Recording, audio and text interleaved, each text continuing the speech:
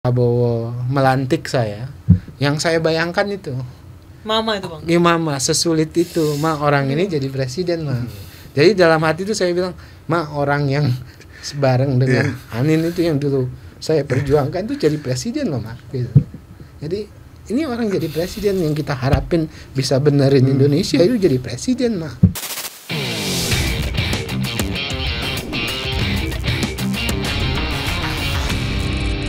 Emangnya benar bulan Juli nanti ada reshuffle? Oh itu nggak tahu, nggak berani. Saya bukan jubir, nggak berani saya. Saya kalau saya di reshuffle malah Pak reshuffle aja Pak, yang harus haji. Takut gitu. Pak, takut. Takut ya. Kalau terus terang Mas, kalau saya bilang tepuk tangan dong kartelnya. Reshuffle aja, itu pasti gantiin lebih Bang, bagus. udah dengar pernah ada upaya kartel menggelengserkan Bang Daniel?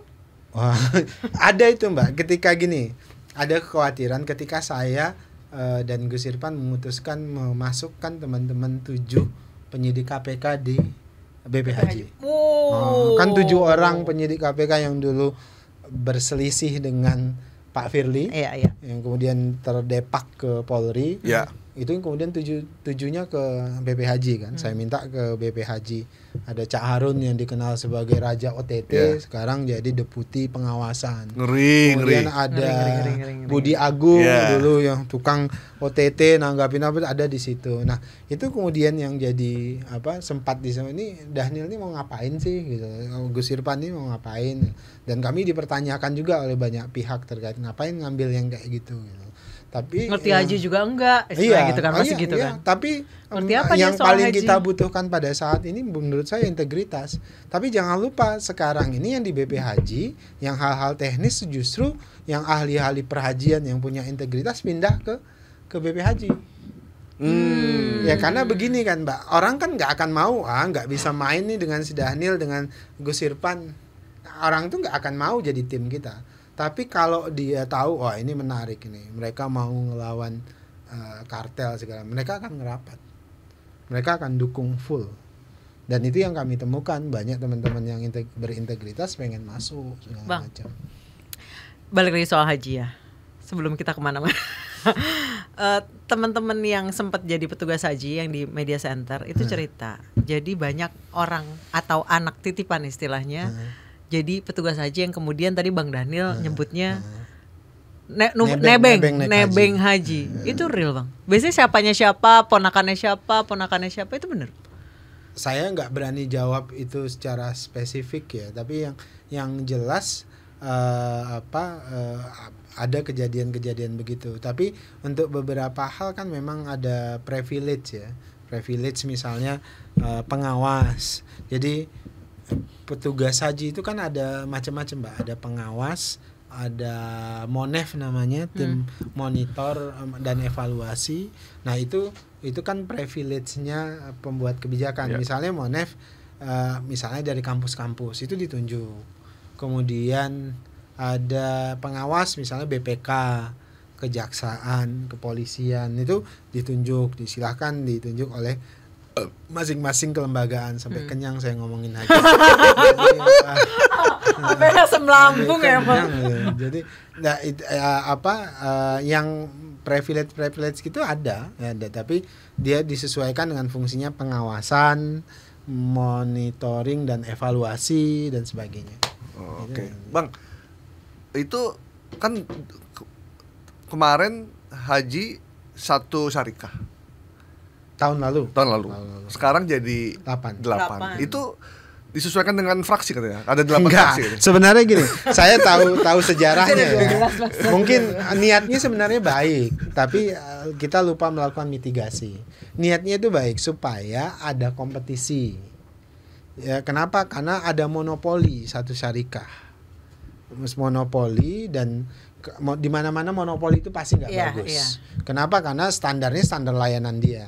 Nah tujuannya itu sebenarnya adalah menyediakan persaingan yang sehat, kompetisi yang sehat segala macam.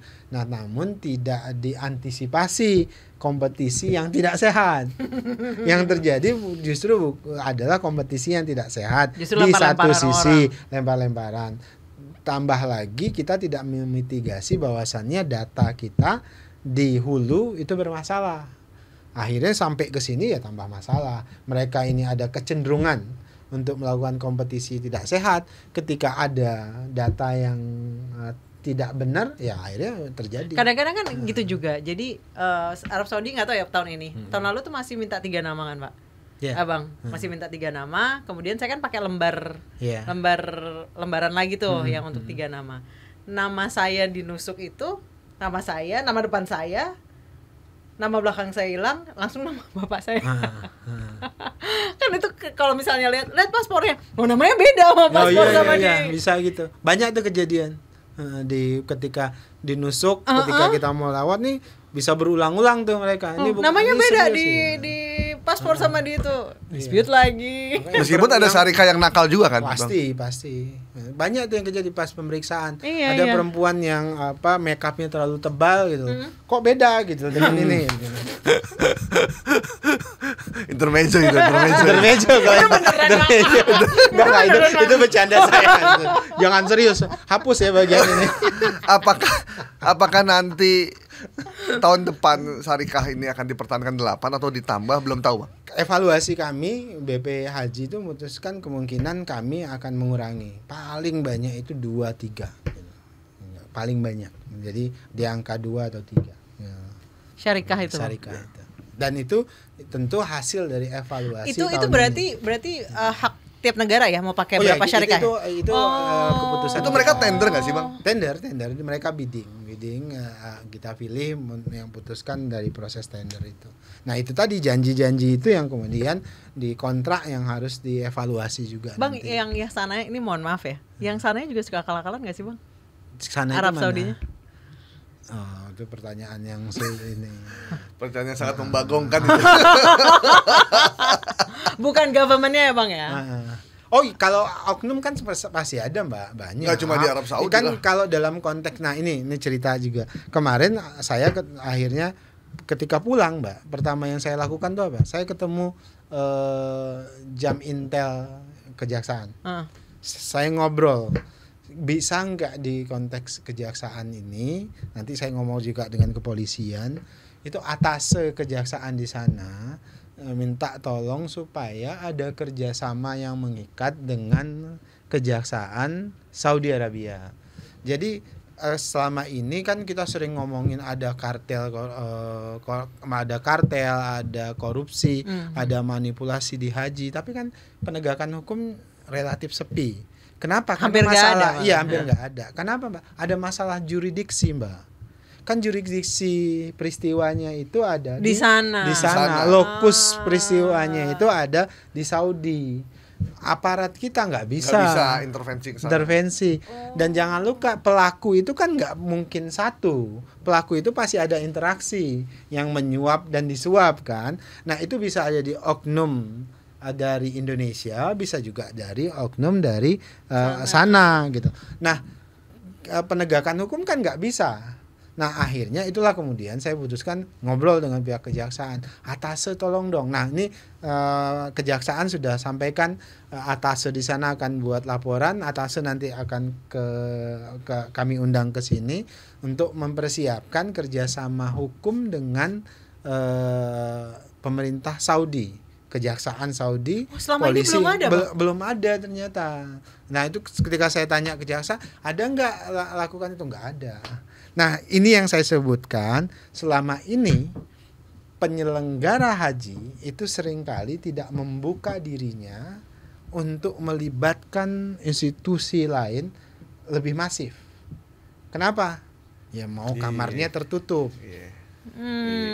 Makin banyak kamarnya tertutup. Nah sekarang kami putuskan kamar ini harus dibuka. Artinya Kementerian Luar Negeri melalui kedubesnya, konjennya kasih ruang mereka untuk ini jadi hajatan bersama, bukan hajatan BP Haji saja nanti, tapi hajatan bareng-bareng karena ini adalah nama baik bangsa dan negara. Makanya kemudian saya sudah dengan Gus Irfan sudah mulai bicara dengan kejaksaan. Baru kemarin itu saya ketemu kami untuk pastikan nanti ada kerjasama kejaksaan Indonesia dengan supaya bisa melakukan penindakan terhadap praktek korupsi yang terjadi lokusnya di Saudi Arabia. Wajar deh kalau banyak musuhnya. Ya, doain selamat ya Mas. Saya mudah-mudahan siapa tahu podcast bikin terang ini doa-doanya terang. Amin, Minimal amin, saya amin, selamat. Udah cukup terang sih ya. Iya. Terakhir nih Bang, waktu Pak Prabowo dilantik, ini bukan haji ya, di pelantikan presiden kemarin sempat nangis katanya Bang. Jadi itu emosi yang meluap setelah sekian tahun atau 7 tahun kan Bang nempel Pak 7 Prabowo? tahun saya jadi jubir Pak Prabowo. Jadi Begitu menang nggak jadi jubir. Nggak apa-apa. Pahalanya banyak.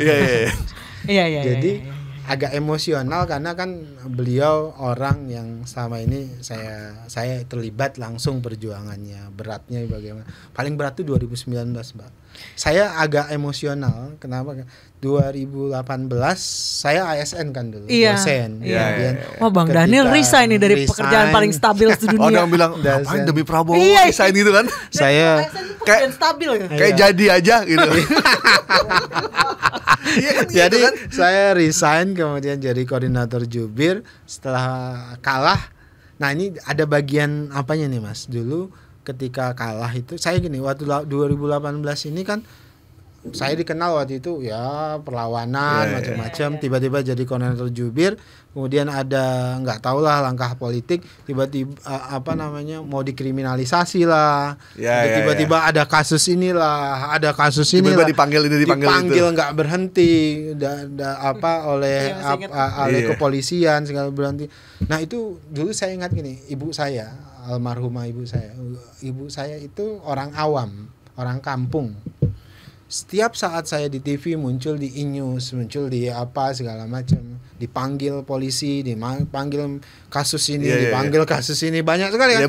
Mulai dari Siono, ya kan dulu ingat Siono, mulai dari Novel Baswedan, tiba-tiba saya dipanggil juga. Mulai dari banyak tuh, ada Ratna Sarumpait waktu itu, kemudian ada tiba-tiba ada kasus skema, semacam dipanggil, kok banyak sekali gitu. Saya dipanggilin terus. Nah ibu saya itu orang yang pertama pasti nelpon. Dia nelpon, Nil udahlah ngajar aja. Kayak dulu lagi gitu ya. Nggak usah masuk politik, nggak usah ikut-ikut, udah ngajar saja. Ngajar, tenang, segala macam udah. Ibu itu selalu nonton TV, akhirnya oleh adik-adik saya tuh TV selalu dimatiin. Jadi dia nggak bisa tidur. Namanya orang tua ya. Namanya orang tua. Bapak saya juga begitu, udah Daniel. Nanti kita ngurus kebun aja ada ya kan. Bapak saya ya. Mereka tuh setiap saat nelpon. Karena kan tiap hari di TV. Apalagi koordinator jubir kan tiap hari di TV, di E-News, dipanggil polisi, dipanggil gitu. Udah kan, Mbak. Terus saya ingat sekali habis Pak Prabowo kalah, ibu saya itu kan habis amputasi, beliau diabetes, diamputasi segala macam. Waktu itu saya ingat saya bilang, Ma nanti banyak kok teman-teman Anin, saya nyebut diri saya Anin, saya panggilan saya Anin gitu. Teman-teman Anin itu udah amputasi, ibunya bikin kaki palsu, bisa nyetir lagi. Saya bilang, Mama nanti kayak gitu juga bisa gitu. Oh ya udah gitu. Tapi itu kamu aman kan ya enggak ya? Selalu tanyaannya gitu. Di ujung ketika kami kalah, saya ingat sekali saya dengan Pak Prabowo waktu itu dengan beberapa tokoh pakai jet pribadi Pak Prabowo ke Aceh. Ke 4 pulau itu? Bukan. Saya ke Banda Aceh. Waktu itu Pak Prabowo menyapa pendukung, udah habis kalah kan. Waktu itu kan Aceh agak panas gitu. Pak Prabowo ke sana, mualim waktu itu, kami ke sana. Saya hadir di sana. Kemudian pas pulang Pak Prabowo kembali, saya bilang, Pak saya izin mampir ke Medan. Akhirnya Pak Prabowo terbang ke Jakarta, saya naik pesawat komersil ke Medan, ngunjungi ibu, katanya waktu itu ibu lagi sakit. Bobby berarti belum lahir. Itu 2019. Akhirnya ibu sakit di situ, saya kunjungin kan, ada ngobrol. Besoknya tuh ibu udah terbaring kan, karena udah apa. Kemudian besoknya itu saya pulang, sampai di rumah itu saya ingat kali sore ditelepon adik-adik, Bang, Mama kritis masuk rumah sakit. Saya ingat sekali itu mau jelang Ramadan. kemudian pulang Mas, malam saya udah sana, ibu udah nggak bisa, udah di ICU. Subuh habis sahur Ramadan pertama ibu meninggal. Masya Allah. Ya, Bulan Ramadan ya meninggalnya. Di bulan Ramadan habis kami kalah, habis dari Aceh gitu, dan saya sampai pernah merasa menghukum diri, ini pasti salah gua nih gitu. Kenapa mama stres iya, banyak mama pikiran mikirin aku aja kan, karena beliau kan diabetes itu kalau apa kan, kalau dan habis amputasi kan stres apa gitu. Saya merasa mama selalu gitu tuh, apa gitu. Tapi terus terang saya nggak pernah cerita ini, saya baru cerita luar biasa dibikin terang ini, dibikin terang karena sangat apa. Nah disitulah kemudian ketika Pak Prabowo melantik saya, yang saya bayangkan itu mama itu bang, ya mama sesulit itu orang ini jadi presiden Jadi dalam hati itu saya bilang, orang yang sebareng dengan Anin itu yang dulu saya perjuangkan tuh jadi presiden loh gitu. Jadi ini orang jadi presiden yang kita harapin bisa benerin Indonesia itu jadi presiden Di situ abang menangis. Itu dialog yang ini abang udah geter. Dialog yang pengen saya jelaskan, orang jadi presiden kok gitu. Jadi Pak Prabowo ini pasti bener gitu. Jadi dulu waktu mau masuk politik juga alasannya terus terang waktu itu saya mohon maaf ya, itu sikap politik saya pada saya nggak percaya dengan presiden pada saat itu.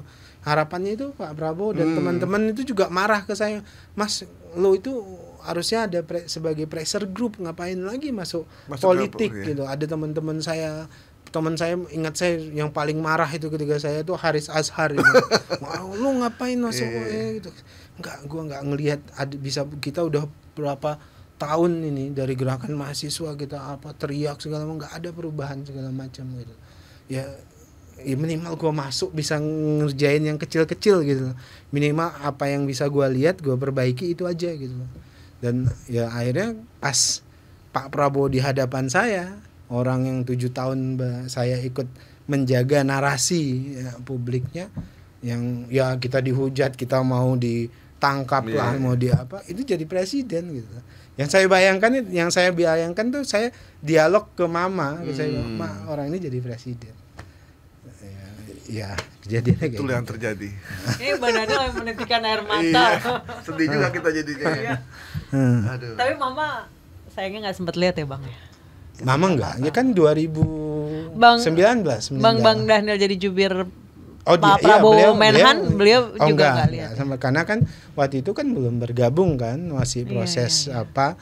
Jadi mama meninggal tuh saya ingat 1 Ramadan 2019. Mama saya itu orang kampung, Mbak. Jadi saya selalu bilang ke adik-adik itu, mama itu nggak pernah kasih nasihat, karena nasihat yang keluar dari dia itu pasti diem dan nangis. Dia bapak saya itu orang Batak, ibu saya ini orang Tamiang. Tamiang itu orang Aceh. Orang Aceh, Tamiang. Ibu saya ini cuma lulusan SMP, orang kampung, udah di kampung, nikah dengan bapak saya. Terus bapak saya ini orang Batak segala macam.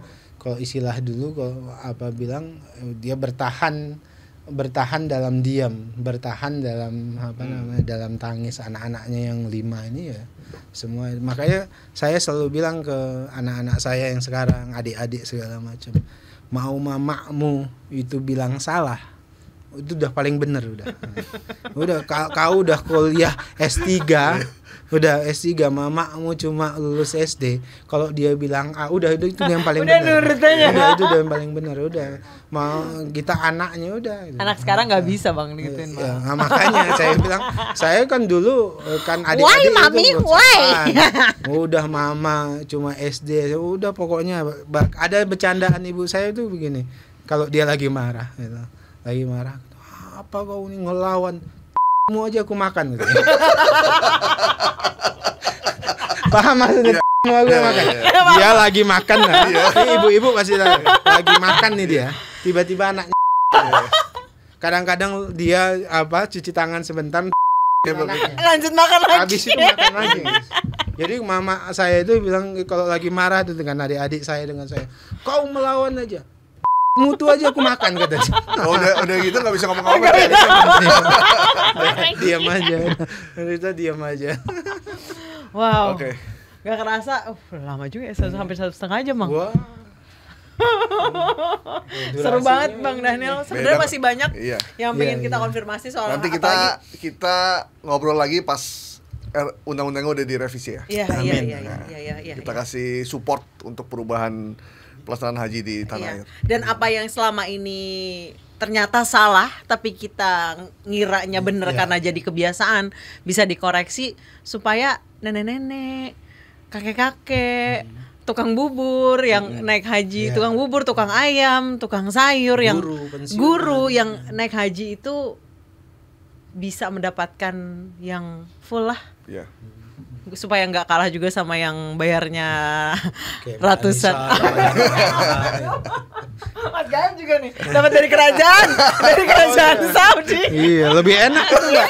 Bahkan itu lebih enak ketimbang hajinya plus. Saya masih di tenda. Mas Gaim udah kayak di barak. Nisa nanya.